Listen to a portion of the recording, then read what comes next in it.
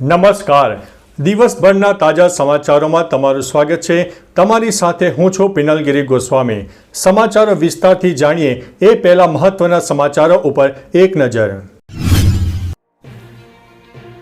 મિત્રો, આજની વિડીયોમાં સૌપ્રથમ વાત કરીશું હવામાનની આગાહી.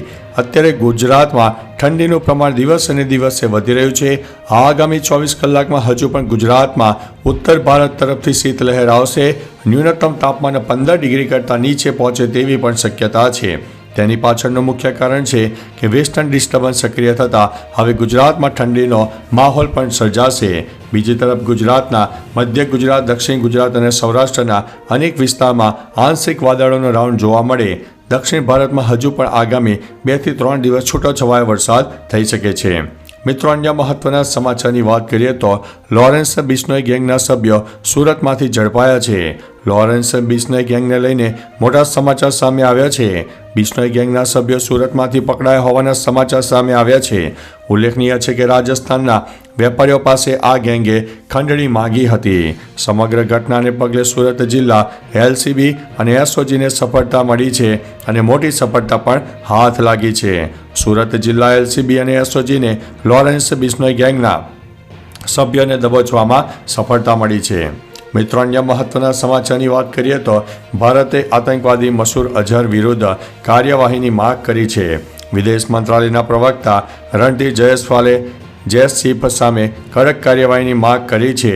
તેણે તાજેતરમાં બહાવલપુરમાં એક જાહેર સભામાં ભાષણ આપ્યું હતું. વિદેશ મંત્રાલયના પ્રવક્તા રણધીર જયસ્વાલે કહ્યું છે કે જો સમાચાર સાચા છે તો તેનાથી આતંકવાદી ગતિવિધિઓને રોકવામાં પાકિસ્તાનના બેવડા ધોરણોનો પર્દાફાશ થયો છે.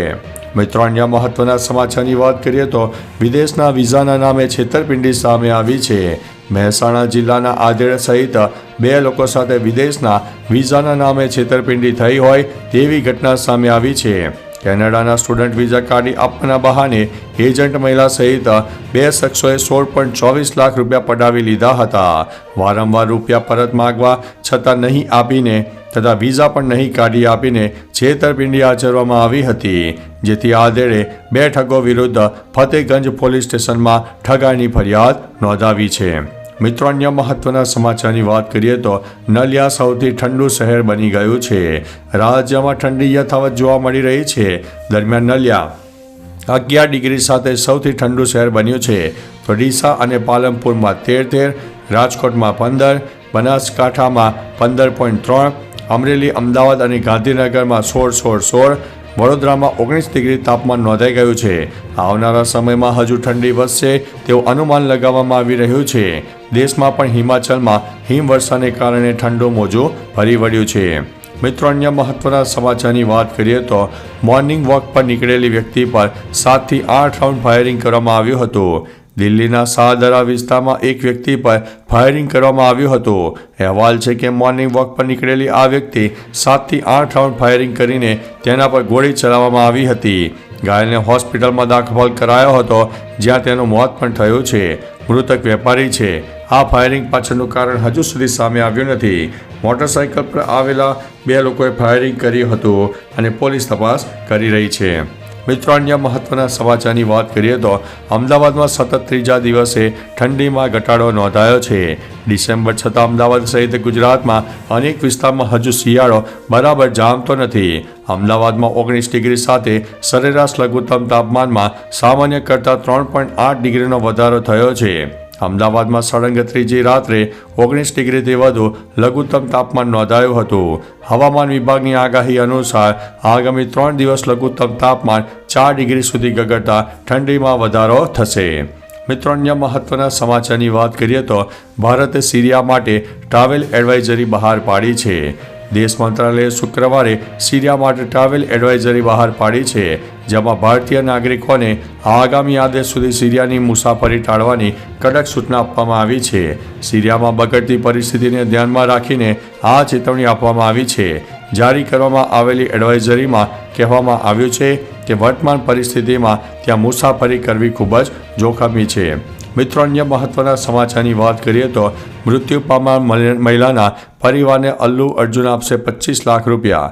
4 ડિસેમ્બરે હૈદરાબાદમાં પુષ્પા 2ના ફિલ્મ પ્રીમિયર દરમિયાન સંધ્યા થિયેટરમાં મચેલી નાસભાગમાં એક મહિલાનું મૃત્યુ થયું હતું અને એક બાળક ગંભીર રીતે ઘાયલ થયું હતું, જેની સારવાર ચાલી રહી છે. આ મામલે અલ્લુ અર્જુન પોતાનું મૌન તોડ્યું છે.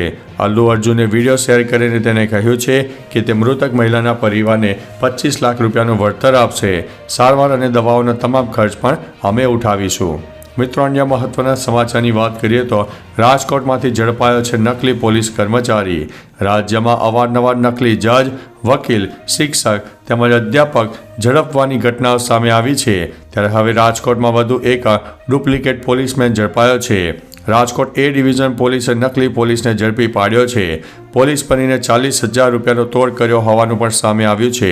મળતી માહિતી અનુસાર રાજકોટમાં નકલી પોલીસ ઝડપાતા ખળભળાટ મચી જવા પામ્યો છે. મિત્રો, અન્ય મહત્વના સમાચારની વાત કરીએ તો કેન્દ્રીય સંરક્ષણ રાજ્યમંત્રીને 50 લાખ રૂપિયાની ખંડણીની ધમકી આપવામાં આવી છે. કેન્દ્રીય સંરક્ષણ મંત્રી સંજય સેઠને અજાણ્યા શખ્સો તરફથી ધમકી મળી છે. એક અજાણી ટોળકીએ કેન્દ્રીય સંરક્ષણ રાજ્યમંત્રી પાસેથી 50 લાખ રૂપિયાની ખંડણીની માગણી કરી છે. ખુદ રક્ષા રાજ્યમંત્રીએ આ રીતે ફોન પર વાત કરતા તેમાં જાણવા મળ્યું હતું કે શુક્રવારે સાંજે તેમના ફોન પર 50 લાખ રૂપિયાની ખંડણી માગતો ધમકીભર્યો મેસેજ આવ્યો હતો. મિત્રો, અન્ય મહત્વના સમાચારની વાત કરીએ તો મહેસાણાની 18 વર્ષની ઋત્વા બ્રહ્મભટ્ટે અમેરિકામાં વગાડ્યો છે ડંકો. મહેસાણાની ઋત્વા બ્રહ્મભટ્ટે અમેરિકામાં ડંકો વગાડ્યો છે કારણ કે 200 વર્ષના ઇતિહાસમાં અમેરિકાની બ્રાઉન યુનિવર્સિટીમાં સ્કોલરશિપ સાથે અભ્યાસ કરનાર તે પ્રથમ ભારતીય બની છે જે કોલેજમાં રાષ્ટ્રપતિ તેમજ અમેરિકાના મોટા નેતાઓ અને બિઝનેસમેનનો અભ્યાસ કર્યો છે. ત્યાં ઋત્વાને સ્કોલરશિપ મળી છે. ઋત્વાએ માત્ર ગુજરાત જ નહીં પરંતુ ભારતભરનું નામ અમેરિકામાં જાણીતું કર્યું છે. મિત્રો, અન્ય મહત્વના સમાચારની વાત કરીએ તો પુષ્પા 2ની 2 દિવસમાં ધમાકેદાર કમાણી થઈ છે. પુષ્પા 2 ધ રૂલે માત્ર 2 દિવસમાં સ્થાનિક બોક્સ ઓફિસ પર લગભગ 265 કરોડ રૂપિયાની કમાણી કરી લીધી છે. આ સાથે ફિલ્મ તેના અડધાથી વધુ બજેટની રિકવરી કરી લીધી છે. મીડિયાના રિપોર્ટ અનુસાર અલ્લુ અર્જુન અને રશ્મિકા મંદાનાની આ ફિલ્મમાં 500 કરોડ રૂપિયાના ખર્ચે બની છે. કમાણીના મામલે આ ફિલ્મે 2 જ દિવસમાં સિંઘમ અગેન અને ભૂલ ભુલૈયા 3નો પણ કુલ કમાણીનો પણ રેકોર્ડ તોડી નાખ્યો છે. તો ચાલો મિત્રો, ફરીથી દેશ અને દુનિયાના સુપરફાસ્ટ સમાચાર લઈને મળતા રહીશો. ત્યાં સુધી અમને રજા આપશો. નમસ્તે.